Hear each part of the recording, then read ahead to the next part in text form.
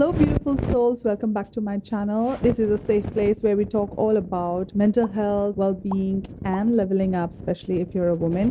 In today's topic, we are going to be discussing about the dark side of productivity. Yes, you heard it right. Everyone keeps talking about productivity, the hustle culture, but we are going to talk about the dark side of it. If you are in a forever, perpetual fight or flight state, or when you have a very high cortisol level in your body, as a normal state, the first thing that you can do to help yourself is to slow down. But sometimes, when you are in that traumatic state of being, either when you were in childhood or even in your early adulthood or teenage years, when you were in a state of being where you had to be alert at all times, your cortisol level can increase a lot, and then the cortisol can stay in your body and it will just stay and it will always keep you in a high alert mode. And if you are in that state, the only thing that will help you is to slow down. Even if you are taking antidepressant or you are prescribed antidepressant, the first effect of it is that everything becomes slow.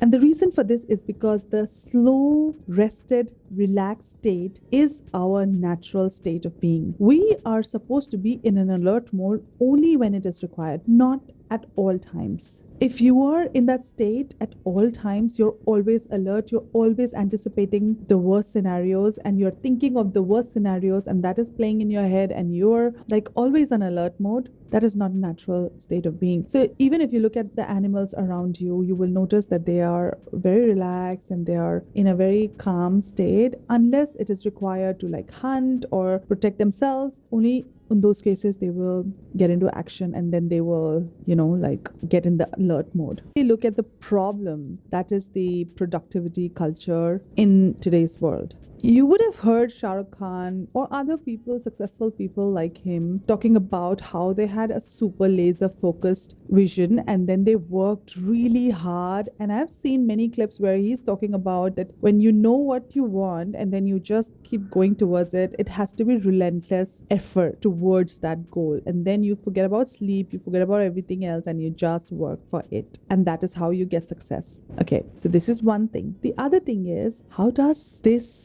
help you, or how does this affect you? Number one, if you are in a high alert state, most of the time you have high cortisol level in your body, there is no way you can stay focused on one thing. It could also lead to ADHD, and you might not even know about it. It will be very difficult for you to be in a focused state of being, which is also called a state of flow. It is impossible for you to get into that state, because whenever you are going to try to do something productive, you will end up doing something to sabotage your work, because there's a lot of negative self-belief going on in your head, and there is also mental fatigue happening because of all that hard work and productivity and that hustle that you did for a short period of time, and it will be followed up with a burned out state where you will not want to do things that you want to do or you are focused at doing. Number two, people who are at that state where they know what they want and then they are relentlessly working toward it, and that is a state where you actually enjoy doing what you're doing. And then when you're doing it, it doesn't feel like you're working, it just feels like you're enjoying what you're doing or what you're investing your time and energy at.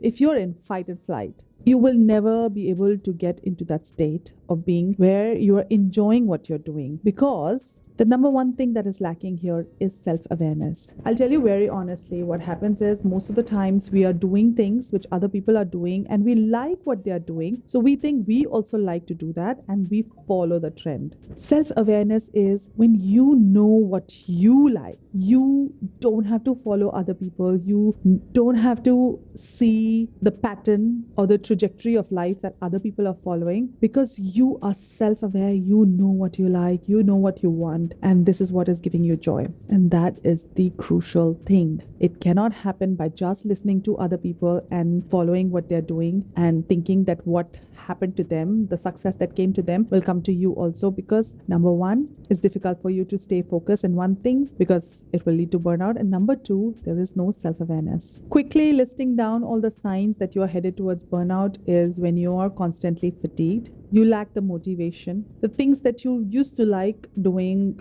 is no longer enjoyable for you. Then you feel irritated and frustrated. Some of the signs that is an indication that you are heading towards burnout, and it's a time you might want to stop and pause and look through the things that is happening. How to avoid these burnouts? Number one, setting healthy boundaries. And I have spoken about healthy boundaries in all of my videos because it is that important. When you know when to say no, you will reduce unnecessary burden on your body, your mind, and your soul. It is prioritizing the things that you want to invest your energy in. When you are on your healing journey, the number one thing that you realize is the things that bring joy to you. One.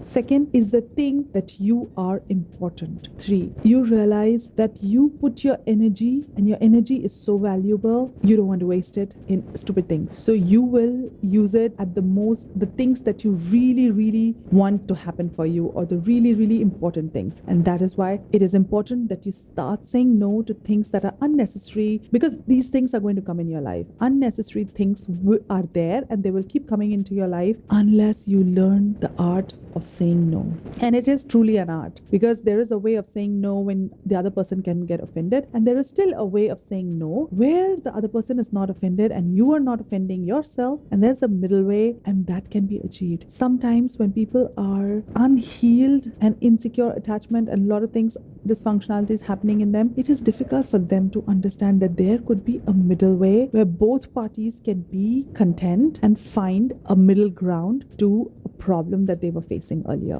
Number two, taking breaks. And taking break is not just taking break, it's about taking break absolutely guilt-free. When you take break, you should be absolutely present in however you want to de-stress. If it is listening to music, you have to be absolutely present in listening the music, so that when you are listening the music, you are just listening to music, and when you are done relaxing, you can go back to another activity. If you're still busy on the phone or you're scrolling, that means you are not taking your break properly, because you are not relaxing your senses. You are actually doing another activity. You're doing another work. And that's why being in the moment, in the now, mindfulness is so important, especially when you are on a self-care healing journey, when you're trying to remove your traumas and trying to heal all of those dysfunctionalities and unhealthy patterns. It is important that you follow mindfulness. And that is why taking break guilt-free is so important. It's the guilt, it's the thought that make you suffer. I'm going to repeat it again and again. Nothing can make you suffer more than your own thoughts. And that is why happiness comes from within. It doesn't come from outside. You have to work on yourself. That is why I say self-love is so important. You can go back and see all of my, I think, 4 videos on self-love, because you need to invest time to make a relationship with yourself, because it's that important. Number 3, prioritizing sleep. I personally feel the creative idea of building a computer actually came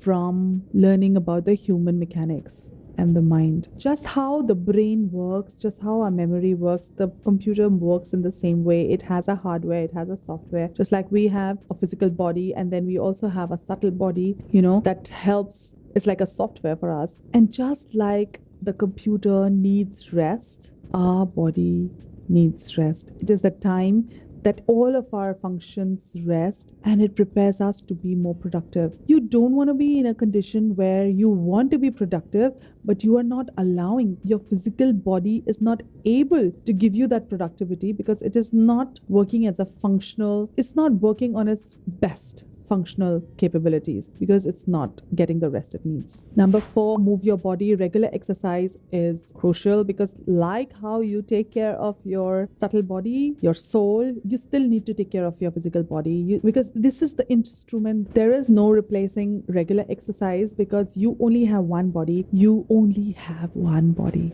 and you are the one who's going to take care of it. And actually, it is a mindset shift, and I'm going to talk about it again, but it really really is a mindset shift where you are going to think that you are the most important person in this whole world, and that's why it is important to take care of your body. Number 5, practicing self compassion. You have to learn how to be your own parent, and a parent who is kind and supportive and a cheerleader. If you didn't have those kind of parents, you have to become yours. And this is something that you need to learn, and it is done by practice. But self compassion is something that you need to show it yourself. And you believe me that when you show it to yourself, you learn how to show it to others. And not just others, it will come back to you. Celebrate the small wins. If you make a mistake, stay compassionate. Tell yourself it's okay. I wanted to go on a 5 a.m. journey where I wanted to make myself like a disciplined person. I wanted to wake up at 5 a.m. every day, and I did. Until one day I couldn't. And the next day, all these thoughts of self-blame, criticism, all of that started coming, that I can't even commit to this. I couldn't do this. Self-compassion. Forgive yourself. It's okay. It's okay to make mistakes. You are in this world to enjoy the experiences. You can only enjoy the experiences with self-awareness, but I must say, because sometimes you think some unhealthy habits are enjoyment, which actually is not enjoyment, which is a compulsive behavior. And that's why people say self-awareness gives you the ability to understand what you